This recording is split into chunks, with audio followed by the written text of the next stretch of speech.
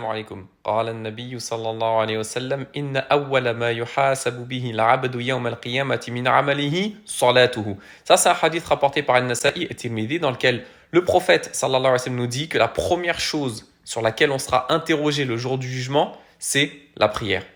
Évidemment, sans diminuer la récompense, la valeur et le degré d'obligation du jeûne de Ramadan, il faut quand même se rappeler que plus important encore que le Ramadan, il y a la prière.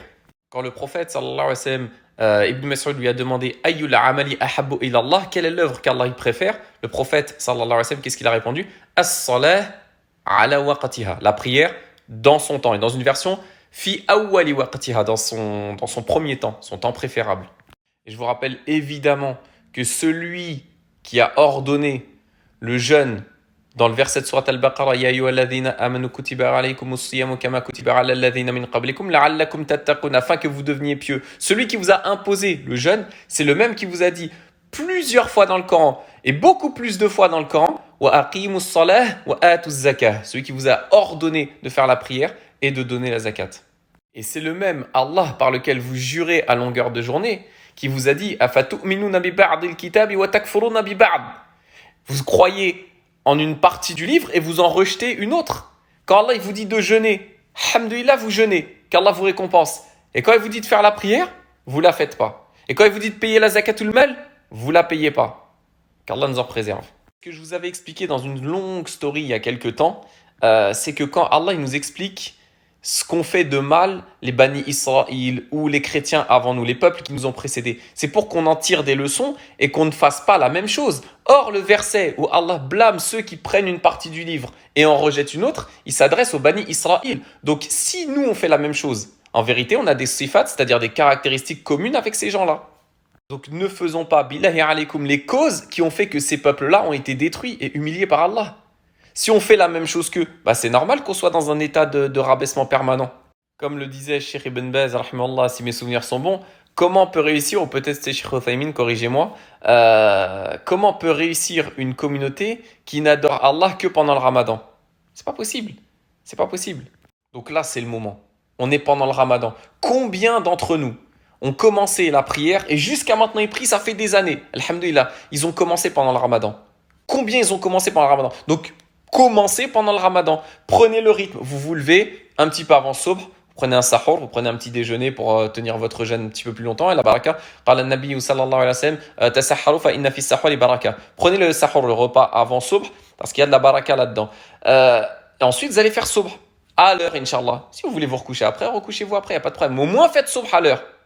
Et prenez le rythme de faire vos prières obligatoires pendant ce Ramadan. Et avec une bonne intention, tout se joue dans la niya.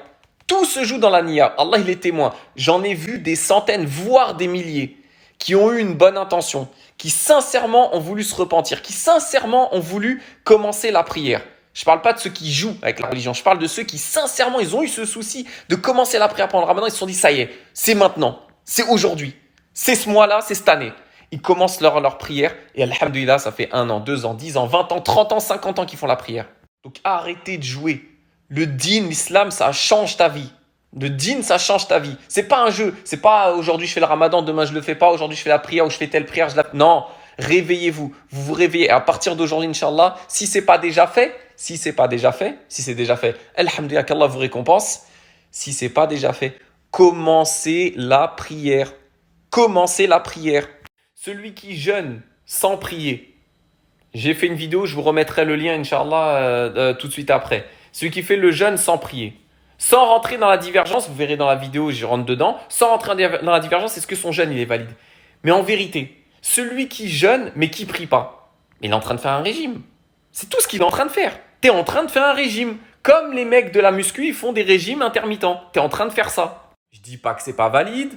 Même si certains savants, vous allez le voir dans la vidéo, pour ceux qui ne le savent pas, disent que votre jeûne n'est pas valide si vous ne priez pas. Effectivement, ce n'est pas l'avis majoritaire, mais c'est l'avis d'une école sur 4, les Hanbalites en l'occurrence. Mais comment avoir un jeûne correct sans même faire l'essentiel et plus important que le jeûne, la base de la religion, la base de l'islam, Imad ud-Din, la prière.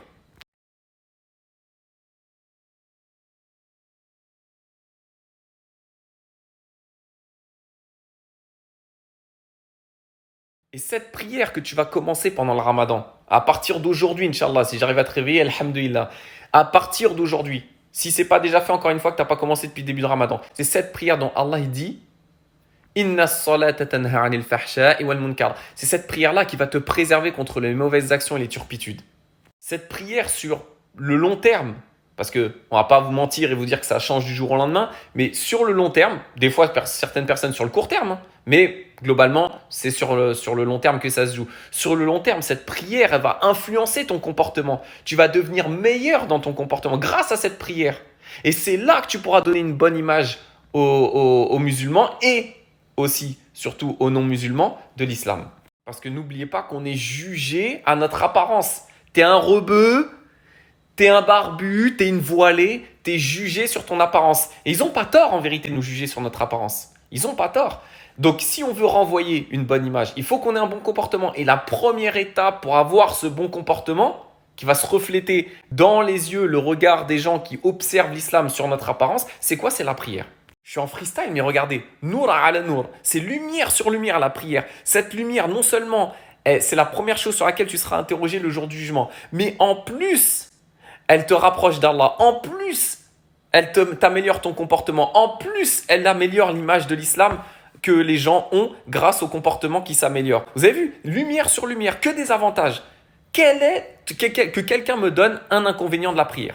Je dis pas que c'est facile, oui. Le prophète, sallallahu alayhi wa sallam, il a dit le paradis, il est entouré de makarih. Le paradis, il est entouré de choses difficiles. Certes, certes. Mais il n'y a que des avantages. Même si c'est difficile, ça ne veut pas dire que parce que c'est difficile, il n'y a pas d'avantages. Conclusion, la prière. Comme le prophète, sallallahu alayhi wa sallam, je vous l'ai dit hier, il est mort, ses derniers mots, ça a été pour la prière. Bah, ça sera mes derniers mots aussi. Commencez votre prière, habituez-vous à faire la prière dans son temps. Alhamdulillah, moi, j'ai rien à y gagner en vous disant ça. Vous croyez que je gagne quoi? J'ai rien à y gagner. C'est pour vous que je dis ça. C'est pour vous et surtout aussi, c'est pour ma religion. Pour que l'image de l'islam soit améliorée. Et ça ne marchera pas si on ne prie pas, si on n'applique pas la base de l'islam. La prière, c'est la base de l'islam. Si on ne l'applique pas, c'est impossible qu'Allah il améliore notre sort. C'est impossible. Et pardon, j'ai oublié, je reviens sur un détail.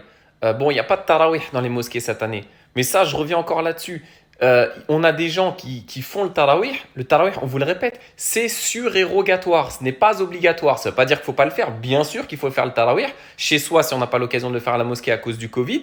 Mais, ceux qui font des tarawih, des prières surrogatoires, alors qu'ils n'ont même pas fait leurs obligations, je dis pas que ça sert à rien. Celui qui fait le bien d'un atome le verra. Ok. Mais comment cette prière surrogatoire pourrait être bénéfique alors qu'il n'a même pas fait son obligation?